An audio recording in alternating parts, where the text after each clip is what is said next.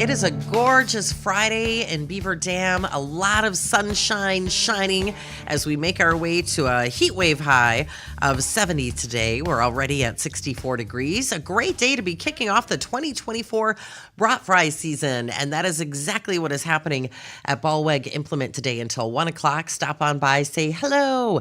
Try to find Tom Ballweg so you can say hello to Tom in person. But enjoy that tasty Pernat Premium Brat and a beverage for only $2. I know, I'm back. My voice is just not going away today. Amy Hudson here with you, stepping in to host Community Comment. We are live streaming in the Daily Dodge TV studios at dailydodge.com, in addition to being live on the air in the Slumberland Furniture Studios. And I'm happy to welcome to Community Comment our city administrator for the city of Beaver Dam, Nathan Thiel. Hello. Thank you. Always a pleasure. Glad to be here. Well, it's nice to have you, and it's nice to get to know you a little bit behind the scenes before we hit the air here for Community Comment. You're always really busy, I'm sure, Nathan, but these past few months, specifically since last December, there has been a lot happening regarding planning and pulling together this community action plan for the city of Beaver Dam. I want to thank all of the volunteers, all the members of the community that signed up to participate as, willing to be a part of this project, because this is a big deal for folks to take the time to do this, for the city of Beaver Dam to take the time to do this. Let's start with something basic, Nathan Thiel. What the heck is a community action plan, and why is it important? Good question. So, we were on Community Comment, I think, back in December, kind of talking about this plan or this project. And this is a very unique opportunity that our community has had where, typically you have elected officials who might tap a few individuals that they know, concerned citizens, and ask them to participate on an advisory committee. But this was the first time where we opened it up to the public, doors wide open. Anybody can come and participate. Please bring your thoughts, your opinions, and help us craft a plan. And so a community action plan is exactly that. It's community coming together, figuring out actionable items that we want to do, and then to set a plan to actually put forward some recommendations that we'll be bringing to council. And so this project is supportive of our comprehensive plan. So state requires communities to put together like a long-term 10-year plan, a comprehensive plan of all things city. Like, what do you want the housing to be like? What do you want your streets to be like? What do you want your parks and just overall culture of the community? And so we put together these comprehensive plans, and we go out and we try to solicit some feedback from the community. This community action plan is a bit different. We actually said, hey, community, we want to hear from you. You help set the stage. Tell us what you would recommend, thoughts that you have for making this community a more livable, more attractive, a place where you want to be. And so that's what we have been doing for the past 5 months. It's been pretty cool. Really cool, and a tremendous opportunity for community members to really have their voice heard and to play a part of how Beaver Dam is going to move forward in the future. Yep. We are going to welcome to Community Comment right now Todd Streeter. Todd is with a group called Involvement is Good. You can't do all this planning all by yourself, Nathan. So we're going to learn more about what Involvement is Good is all about. All I really know is that they're a Minnesota-based company that helps to bring together things like what Nathan just described, to be that facilitator when it comes to community action plans. Good afternoon, Todd. Welcome to Community Comment. Well, good afternoon. Thank you for having me. Thank you so much for joining us. We greatly appreciate it. We are really looking forward to the Community Action Plan, Comp Plan Community presentation happening next Thursday, the 16th, at the high school auditorium here in Beaver Dam. I am interested to know how the two of you connected and how this collaborative effort came to be. Well, Todd, do you want to start, or do you want me to tell the story?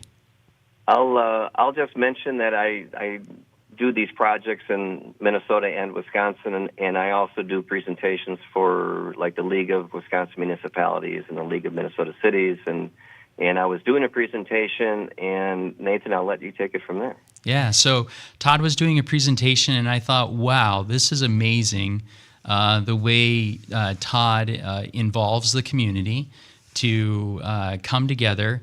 It's a full hands-on experience, and it was impressive to me to see that, working in government, sometimes people don't get enthusiastic about an open house, right?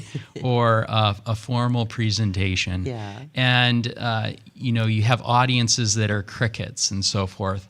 And Todd was highlighting some of the work that he'd been doing in other communities, and the enthusiasm and the individuals that came out for their open house and so forth, like he got community involved. And so I was working in another community at the time and had asked Todd to help us out in a planning project for a downtown effort. And so I was able to participate in this similar program in another community.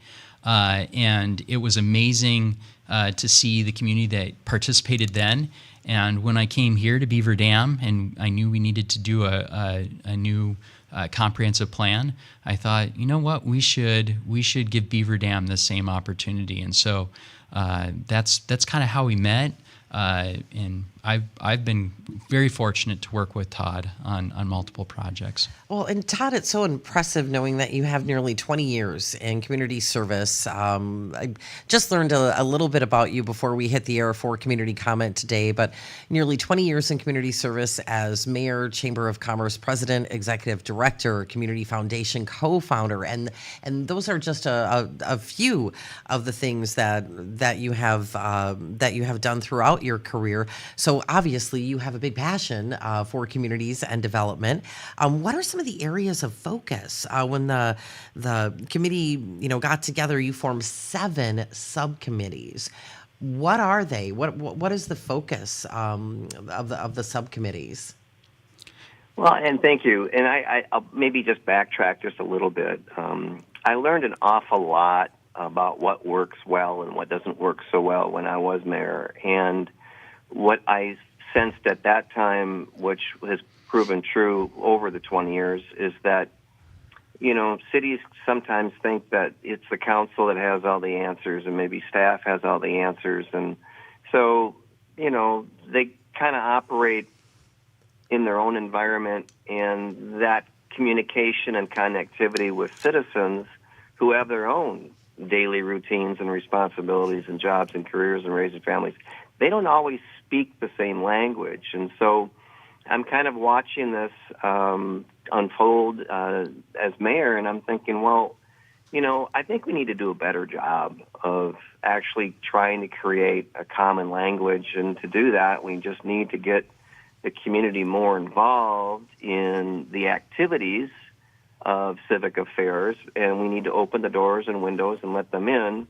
But that means that, cities have to let the community, as I term, let them drive the community for 4 or 5 months and kind of, step back and give them that freedom to do that. And not all cities are willing to do that. But those that do are the ones that benefit, because this is truly a bottom-up approach, and where it's really the citizens that are putting in the time and effort, and they know their community best. So why not engage them that way? Absolutely. It sounds like really there's so much collaboration, between the community members, the city representatives. And Nathan, when you were talking earlier about why not open up the doors for the community, that is very brave. And to Todd's point, not all communities are willing to do that. So nicely done. I would say that even here in Beaver Dam, there's a bit of skepticism, right? Like even with opening the doors, there were individuals that were vocal and or at least on Facebook saying, questioning, right? But come out and see.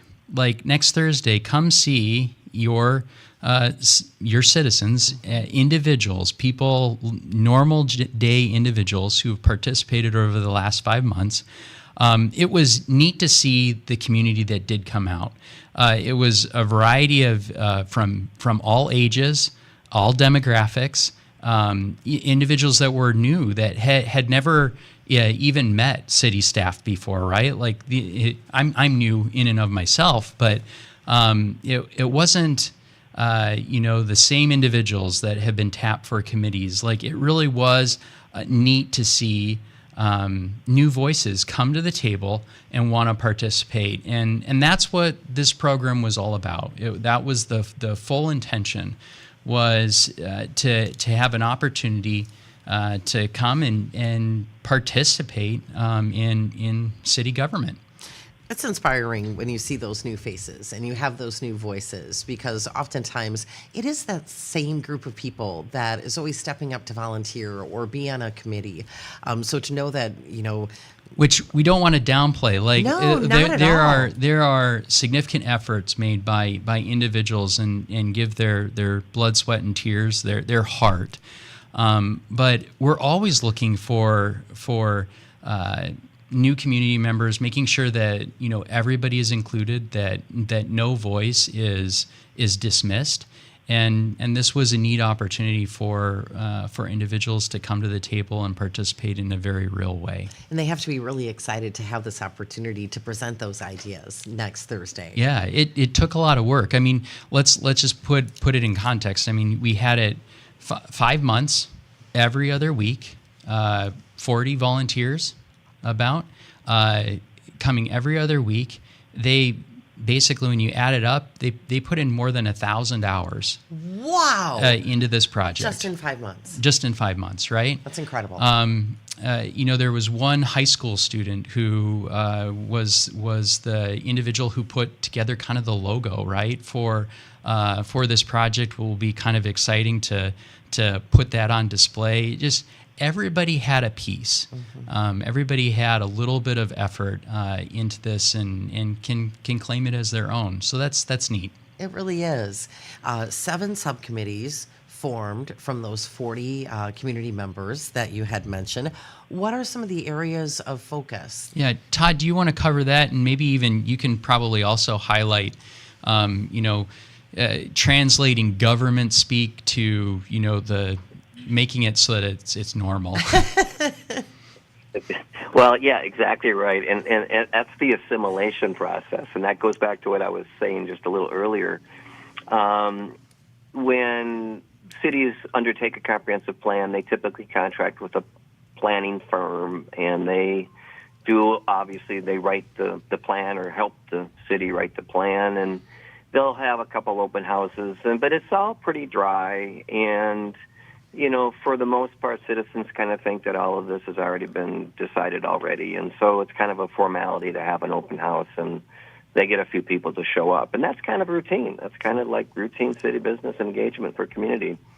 So when I developed this about 8 years ago, I knew that we had to do something different. So instead of calling it a comprehensive plan, I called it a community action plan, because we needed to have the community citizens come up with not just great ideas, but they're actually packaged through this process. And definitely, as you'll see in the presentation, they are presented as projects, opportunities that the wider community can get behind, that city officials could maybe obviously do some more due diligence on, but also hopefully get behind, and other organizations within the community. So it's action-based. Once you have, could be 35, 40 different recommendations or ideas, they are all there for the choosing for the community and city to start to understand, how do we do this. Now, to get citizens to get involved means you have to do things differently, right? So instead of, I should say that these 7 subcommittees pretty much reflect the 7 major areas within a comprehensive plan. So when people signed up back during the kickoff meeting in December, they were able to list their 3 top choices for those 3 subcommittees. So we matched them with their number 1 interest as much as possible, which usually happens. And that way we know that we've got citizens who are committed to a topic of interest, and that's how we get them to stick around and be involved. And then you can't just call, land and zoning, because that doesn't really invoke a whole lot of excitement. So we actually call that creating community. Oh. Because at the end of the day, land use and zoning and things of that nature, like the Monopoly board game, that's the overlay. That's the bigger 50,000 view of the community from boundary to boundary. But then if you dial it down a little bit deeper, then you've got Parks and Rec. Well, Parks and Rec pretty much is self-sufficient in its terminology, pretty universal. However, when you want to get community involved, we talk about that as quality of life. And why is because when families and young parents want to move into a community and they're trying to choose which communities they want to move into, they're looking for the quality of life. They're not saying, let's look at your infrastructure and your civic facilities and your Parks and Rec. That's not what they're really saying. They're looking for quality of life. And when it comes to park and recs and trails and activities for kids and parks and all those things that make a community a wonderful amenity for people to enjoy, it truly is, a staple for quality of life. And that we kind of keep doing that with each of these major topics, is that we actually focus on what it truly is. And I'll give you one more example. Government buildings, be it City Hall, be it Village Hall, be it community center, be it an amphitheater that might be available, or town square, or even civic services that are there to support the fabric of the community. Instead of calling all of that what I just mentioned, we call it community pride. That includes schools. Because at the end of the day, that is a source of community pride, is the institutions and the place where community connects collectively in person. Those are sources of community pride, in schools in particular. So we call it for what it is. And I think that's the bottom line of why people get involved, is they go, I'm a big community pride person. I'll be on that subcommittee. And, we've got lots of opportunities to make all of that better. So that's kind of the background or the structure to it. A few of the other topics, have to do with roads and infrastructure. But when you hear roads and infrastructure, that's not very sexy, right? So we talk about community connectivity, right? Okay. Like, how do we connect to one another from, whether it be sidewalks, whether it be, even our transportation, right? Like, am I able to get from one side of the community to the other side of the community? Economic development, downtown revitalization, those are fairly easy. I think those are easy concepts for people to grasp, and so generally speaking, that's what they're called. But it's all 7 of these topics are intended to craft a plan, create an outline of things that we can be doing for the next several years to make Beaver Dam continue to be the place where we want to live, work, and play. Absolutely. And it really is something to look forward to regarding the presentation next week, so we can see these ideas that the subcommittees came up with. The presentation happens next Thursday at Beaver Dam High School Auditorium. I love that there is going to be a community social hour prior to the presentations. The community social hour will be from 5 until 6, and then the presentation at 6 o'clock. So each subcommittee will have a certain amount of time for their presentation. Right, correct. So first, come out as a community at 5 p.m. It will be an opportunity to socialize. We'll have the displays up, I believe, and you'll be able to kind of talk, kind of get to know them one-on-one. But then at 6 p.m., we'll have our formal presentation. I think Todd and I will do a brief intro, but we won't take too long because they're not here to see us. They're really here to see what their neighbors, their friends, their coworkers have put together over the last 5 months. And each subcommittee will take about 10 minutes, maybe a little bit more, but we don't want to make it too long in the evening. And we'll basically go over their thought processes. They'll share kind of their vision statement and the values that they selected. And then they'll go through recommendations, things that they, through their research, what they studied, would recommend to the community that we do moving forward. So what happens after the big presentation, after the big community presentation? What will be the next steps coming out of these great ideas from the subcommittees? Yeah, so that's a great question. I can speak to what we've done in the past, or what I've done in the past. And Todd could share what other communities have done. But really, this is about buy-in, right? This is about community buy-in. So, community coming out and supporting this formal presentation is going to give opportunity to say, hey, yeah, we really want to support our community members. And the council will have an opportunity to receive all of these recommendations, right? The intent is to have them receive it, have them basically vote on it, right? Our plan is to incorporate a lot of these ideas, or if not all of them, into the comprehensive plan. So that will be a reference tool that in the future, as we continue to grow, we're going to use that as a guideline, right, as a standard. But then also all these projects that Todd has talked about, well, how do we implement them? What do we do? And so we've already started talking with the committee members. There are several interested in continuing to participate. And then it's going to be, now let's implement it. Let's work on strategies to make it happen, from funding and from kind of just there's always effort that needs to be put into any project or any recommendation. So point is that the benefit of this coming from the community is that there's going to be political will to do it, right? Versus if it were a bunch of staff ideas, well, that's nice, Nathan.